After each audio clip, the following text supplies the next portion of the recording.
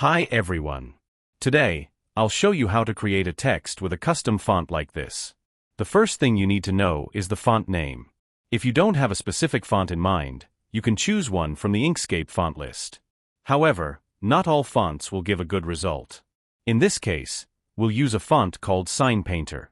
Inkscape doesn't have this font by default, so we need to find it online, download it, and install it. Open your browser and search for Sign Painter font download. You'll see many websites offering this font. Go to the first site, open it, and download the font file to a folder on your computer. Once downloaded, open the file and install the font. Then, if Inkscape was open, close and reopen it. Now in Inkscape, click the text tool icon and look for the font you just installed. Type a name, for example, Maria. Next, we need to convert the text from an object to a path. Click Path, Object to Path. If you switch to Vector View, you'll see the vector points, which means your text is now vectorized. Now, we'll use the CostyCNC extension to create a cutting path for the machine. Go to Extensions, CostyCNC.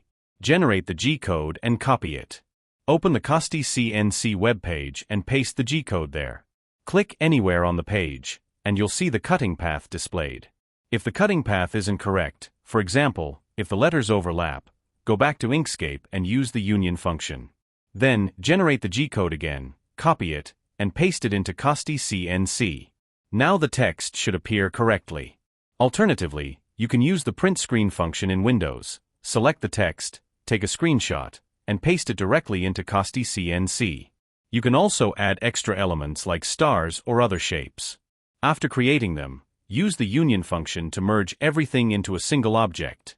Then use the CostyCNC extension to generate the cutting path, copy the code, and paste it into the CostyCNC page, or use print screen as an alternative. You can also increase the contour of the drawing using the stroke style function in Inkscape.